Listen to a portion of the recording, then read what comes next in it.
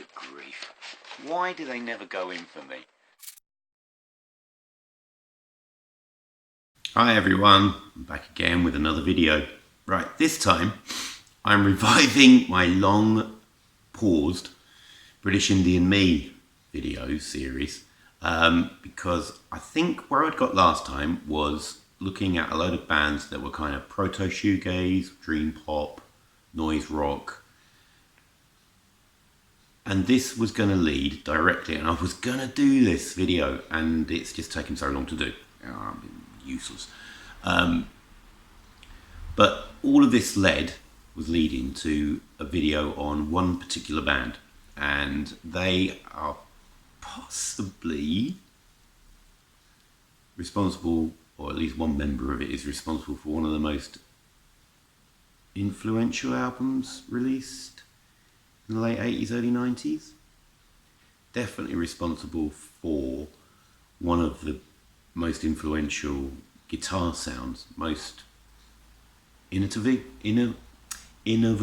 guitar sounds ever. So that band is My Bloody Valentine.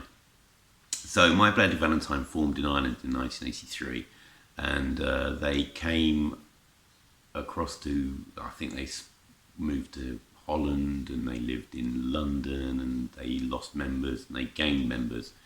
Now, the first time I heard My Bloody Valentine was when I bought this. So I've shown this before. So this is a creation compilation, doing it for the kids.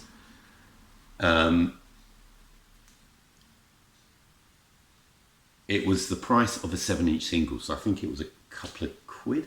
I think 7-inch singles were a couple of quid brand new. And it's basically a sampler album. But this was my first experience of actually hearing My Bloody Valentine.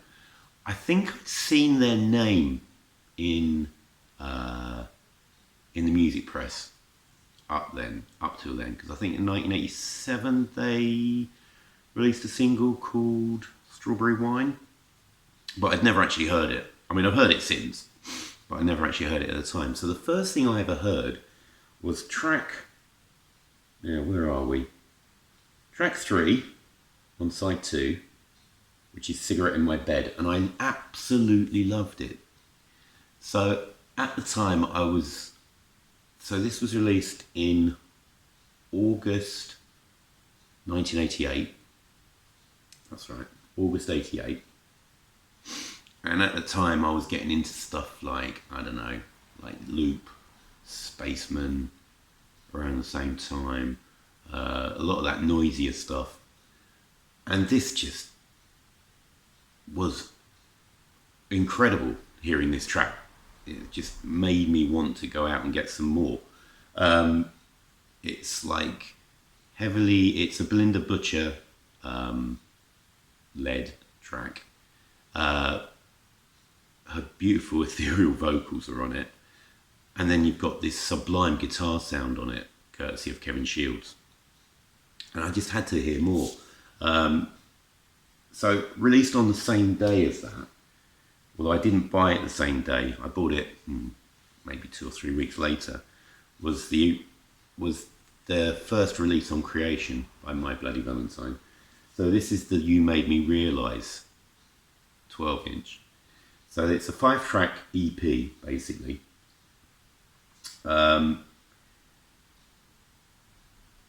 You Made Me Realise is one of the greatest indie singles ever. Now, this band is responsible for 2 of the greatest indie singles ever. I rate this as highly as Love Will Tear Us Apart, highly as Blue Monday, This Charming Man. This is a seminal record. Absolutely seminal. Now, the main track, You Made Me Realise, is an incredible piece of bass-driven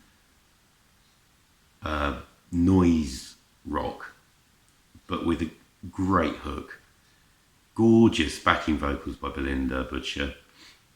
Phenomenal guitars.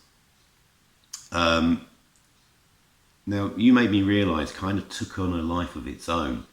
I saw My Bloody Valentine during the period 3 times. So the first 2 times were around, I think around, when was it? Early in '89, I saw them. Then again in sort of spring of 1990, and then I saw them on the roller coaster tour in Cardiff in 1992. And on that occasion, they'd extended the live version of You Made Me Realise into what is termed the Holocaust, which is basically they played You Made Me Realise, and then there is a 15-minute section which is the loudest sound I've ever heard in my life. It is 15 minutes of discordant, atonal guitar noise, one repeated chord, just played at maximum volume, and it was bewildering, absolutely incredible. Obviously, the recorded version is nothing like that, but you still get a taste of what it could be like from I think it's about a 30-second version of that chord. Just an incredible song, influenced, I think, by sort of what was coming out in North America at the time. Dinosaur Jr., Sonic Youth, all of that kind of stuff. But compared to what had gone before, this was like a bolt. Now that I've gone back and listened, it was like a completely different band. Incredible stuff. Also on this track, there is a track called Slow, which is one of the... Can I call it sexy? I suppose I can. I think it's an ode to oral sex, basically. But it's got such a thudding bass to it. And it's the first instance on record of glide guitar, the technique that Kevin Shields put together using various pedals and using his whammy bar, basically holding on to the whammy bar while he plays guitar. And it creates this unbelievable sound. When I first heard this, when I first heard Slow, I thought, is that a synth? What the hell is that? And it's basically Kevin Shields playing guitar, holding his whammy bar and feeding it through different effects, and it just sounds otherworldly. And then you've got Thorn, Cigarette in Your Bed, which is marvellous, and Drive It All Over Me. I mean, I love that cover as well. Such a great cover. I forgot. And this one actually, strangely for a creation record, it's actually got, not a very interesting one, but it's got a custom sleeve. Not many creation records had a custom sleeve. So that's You Made Me Realise. This was incredible. This is like a bolt from the blue, this record.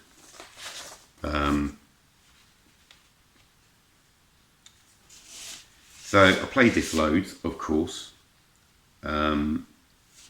Absolutely superb stuff. So then, about 2 months later, no, not at all. It's about October.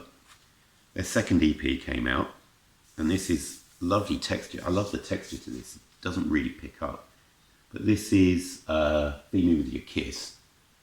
So this was released in, I think, the end of October, '88. So Feed Me With Your Kiss is another guitar rock indie anthem, almost. Not quite as good as You Made Me Realise, but still fabulous. Feed Me With Your Kiss, my greatest memory of Feed Me With Your Kiss is when I was down at a local goth club in London, and in amongst all the typical stuff they used to bung on, Sisters and Nephilim and all that kind of stuff, suddenly, one week, they played Feed Me With Your Kiss, and it cleared the dance floor, except for me, because I was a nutcase, but cleared the dance floor because nobody knew it. I don't know how many people actually heard My Bloody Valentine at the time, but certainly where I was around, nobody was really into them apart from me and one mate that I had. The other 3 tracks on here, basically it's a glide guitar EP. You've got I Believe, which is gorgeous. got a kind of a chiming. I don't know whether it's guitar or whether they've actually used another instrument. It's a chime all the way through. What I loved about My Bloody Valentine was the way they put melodies together, the vocal melodies. It wasn't straight ahead vocal melodies. They kind of took deviations, so the next note would never be entirely what you expected. And Belinda Butcher's backing vocals, I don't know whether they sounded almost as if they were recorded backwards, because you kind of got that hit of sound and then they trail off, rather than it just sounded discordant, but it fitted with the guitar so well. And then you got Emptiness Inside, which is another glide guitar track, and I Need No Trust, which is more of a kind of, they excelled at these kind of lurching songs where you have the bass and the guitars kind of lurching, and then the guitars would come in, stop, come in again, stop, and all the while you'd have this the glide guitar, the sounds that he conjured up, different tones that he could get sort of over the top of it. Now it sounds as though it could be like a wall of sound effect, but it wasn't. There's actually a lot of space in these records, in these songs. Everything is kind of separate. You can hear everything going on, and just a wonderful, wonderful pair of EPs. Possibly the best stuff they ever put out. If they'd released these two EPs as one album, it would be one of my favourite albums ever, I reckon. So there you go. You've got the White Creation label. This is more reminiscent of the sort of labels they had. They tended to either have black writing on white or white writing on black. But this is a fabulous, fabulous record. The two EPs. If you can, and you've never heard My Bloody Valentine before, I would personally recommend these two EPs, which you can helpfully get on, what's it? So they got re-released on this double CD set, as the, what are they called, the EPs 1988 to 1991 or 88, 91, I don't know, I can't remember, but there is a double CD set where you can get both of these now, because these are quite expensive records to buy now. You're looking at probably about 30 to 40 quid for these two EPs, and then the albums, well, you can get the albums were reissued, but I don't think the singles ever were.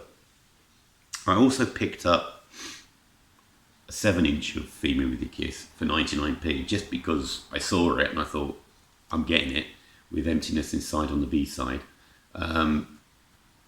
Just to have it. I don't know why. There was no reason for it to pick this up. They did actually release You Made Me Realise on a 7-inch as well, but I never saw that. Otherwise I would have had that as well. So this all led up to the release of their debut album, which is called Isn't Anything. So this is it.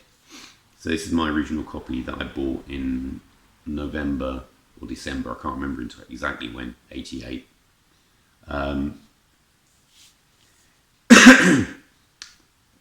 This is one of my favourite albums. This is absolutely incredible. The guitar sounds on here. What I also like about this album is it could easily, the songs could easily just wash away because they're quite woozy. Part of the reason I really love them is because of this wooziness that the vocals have, and the beautiful guitar. I just think they're beautiful guitar sounds going on. But what I also like about this record is it sounds more like a band, because you've got, now I'm going to get this name wrong, Colm O'Keersog, I think that's right, who was a drummer. Brilliant drumming, absolutely brilliant. Fills everywhere, just filling up the space maybe left by the guitar or the vocals.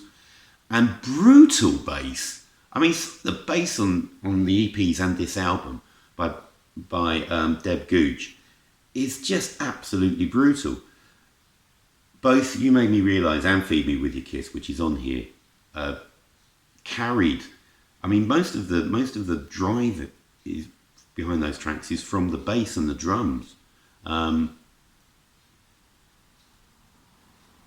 you've got things like Soft as Snow but Warm Inside, which basically opens with beautiful glide guitar. Things like Several Girls Galore is just fantastic. Sue is Fine, unbelievable. Nothing Much to Lose. When You Wake, You're Still in a Dream could be like an anthem for the whole album, to be honest. And then you've got things where the drums, well, No More Sorry doesn't have any drums. There's no bass or drums, but it's just like a beautiful melody, but carried with this gorgeous noise. I absolutely adore this album. This is brilliant. So this, I'll get it out. So this is a stock black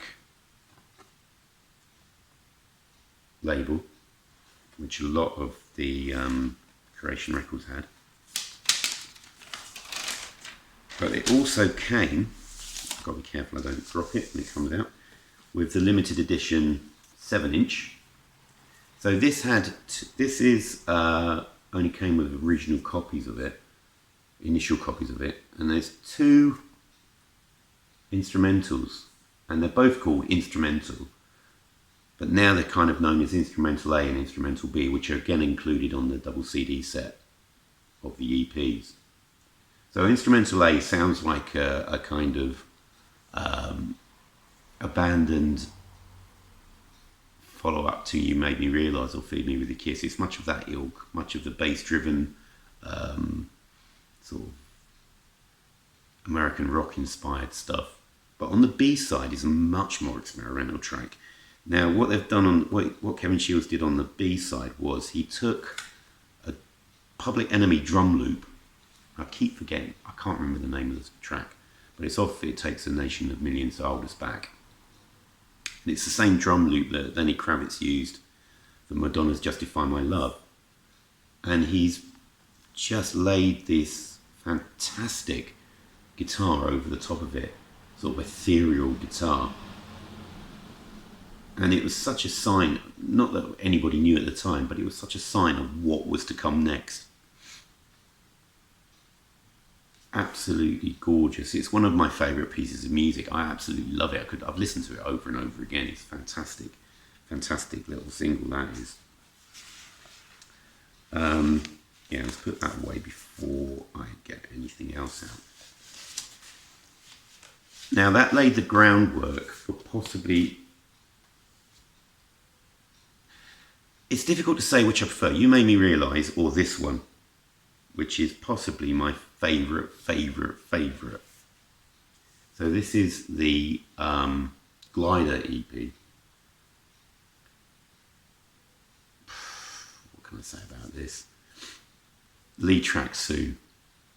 Oh my word, what a collision of like hip hop beats, discordant guitar noise, there's chopped up drums in there.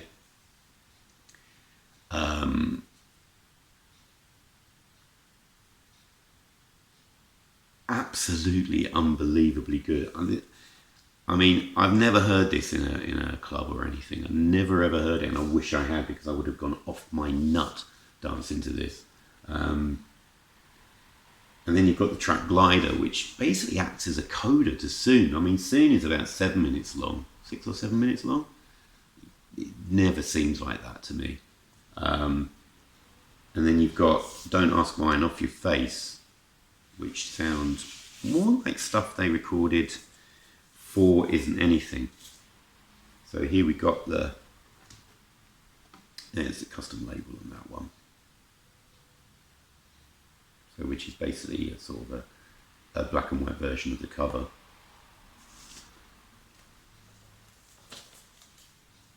Soon I could just witter on about for hours and hours. I've played it and played it and played it, and it's definitely one of the finest songs ever. I think it's one of the finest songs ever recorded, to be honest. It's like up there for me with Blue Monday and all the rest of it, and I've said that before.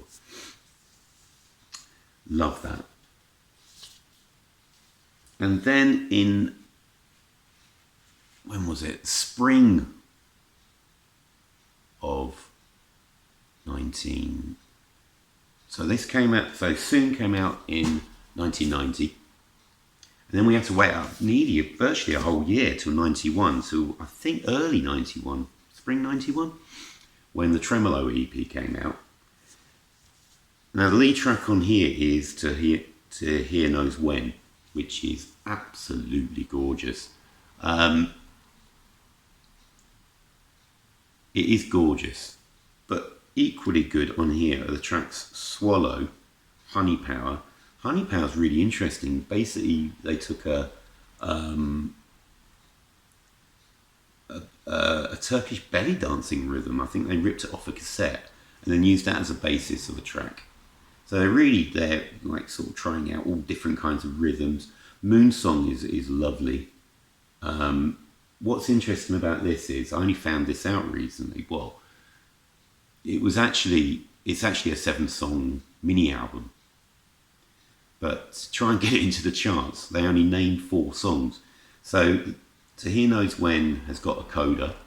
Well, it's called a coda, but it's actually a separate song, which is sort of more of Kevin Shields' guitar sounds. Swallow has its own coda, and Honey Power has its own coda as well. So you've actually got a 7-song mini album on here with lots of the ethereal guitar sounds on it. Can't get over these records. So there's a label of that. And then 2 years in the making, finally came the second creation, My Bloody Valentine album, which is this one. Now, so much has been said about this record, Loveless. I really enjoyed Grandma's Handbag, Dean's video, where he compared different pressings of this record. Now, when this came out, I was actually underwhelmed with it. I always will prefer Isn't Anything. I just love the sound. They were a band. They seemed like a band. You had Deb Gouge's bass. You had Colum's incredible drumming. You had Belinda's gorgeous vocals. Kevin Shields isn't a great vocalist himself, but he was competent enough to carry the songs. And then his guitar all over the place. His guitar sounds were just...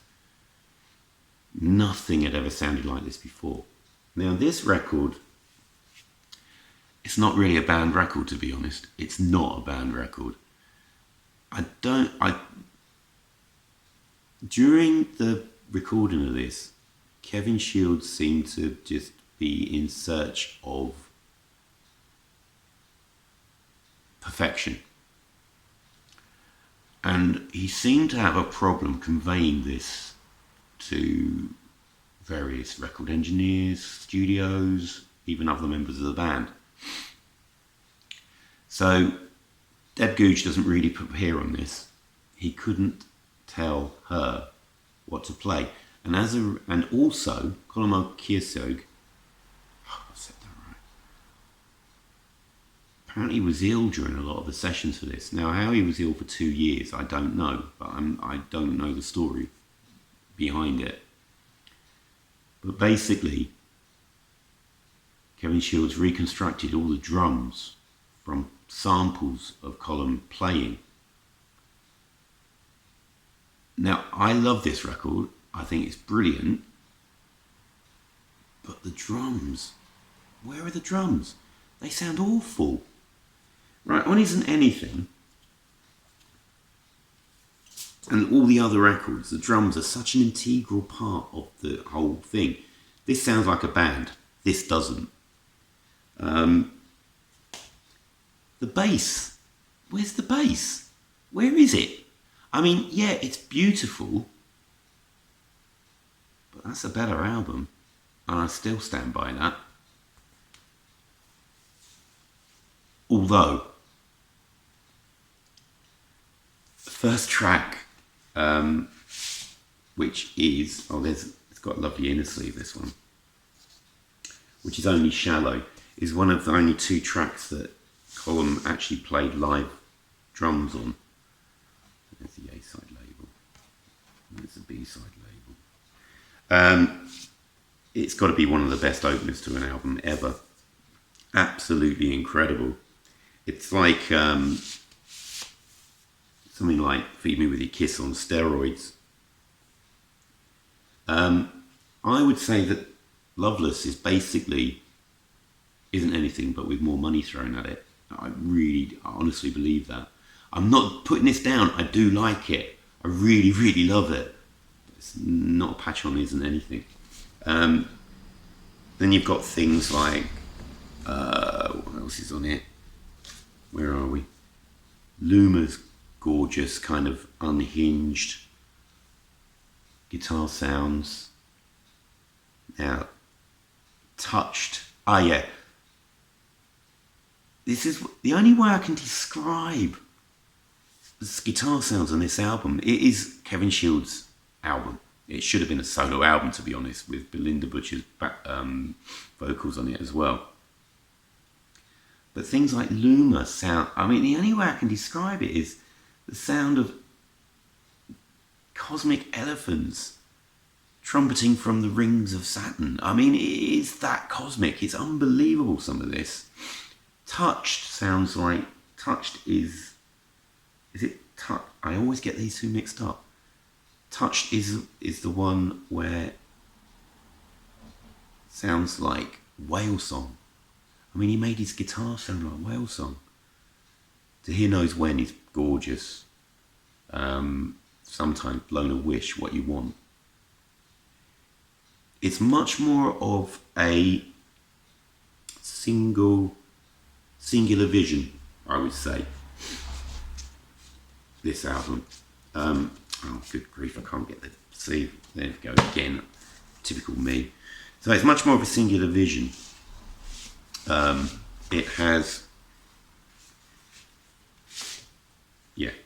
It has a more consistent sound to it, I would say. Isn't anything. I think there's more variety in the songs, to be honest. You've got the out and out guitar stuff, the indie rockers like Feed Me With Your Kiss, Sue Is Fine, but you've got things like No More Sorry and All I Need. I Can See It But I Can't Feel It. Soft as Snow, which is just magical for me. But it's a completely different kind of album, to be honest. Now, I've grown to love this over the years. As I said, I was completely underwhelmed. Maybe I was the only person to feel that way when I first heard it, because it got so much attention. It didn't actually sell an awful lot, considering how fated this album has been. It didn't actually sell that much. Maybe, I don't know, maybe it was a case of music press worship. But I think it has become very, very influential. Well, the guitars have become very, very influential. And the way they put together their songs has become influential as well. Obviously, the early EPs and the first album kickstarted shoegaze. And basically, not that one. These 2 records bookend shoegaze. This is when it started. This was the first shoegaze record. Don't let anybody tell you any other. And when this came out, so this actually came out in November 91, post Nevermind. Shoegaze was dead. That was it. It was over. I'll talk about shoegaze in my next video. And I'll show a selection of records I've got from that. But there you go. My Bloody Valentine. One of the most influential bands of the 80s. Yes. Influential bands of all time. Possibly. Innovative guitar sounds. Oh yeah. Fabulous stuff. Beautiful music. Beautiful music. So there we go. Video I've been meaning to put together for ages. And I hope I got across how much I actually do love. Despite my criticisms of Loveless, I love it to pieces. Hope I can get that across. So, thanks very much for hearing me witter on about one of my favourite bands of the late 80s, early 90s. So many good memories associated with them. 3 of my favourite gigs of all time. One of the loudest noises I have ever experienced in my life. All good stuff. So thanks everybody, and I'll see you again soon. Cheers. Bye.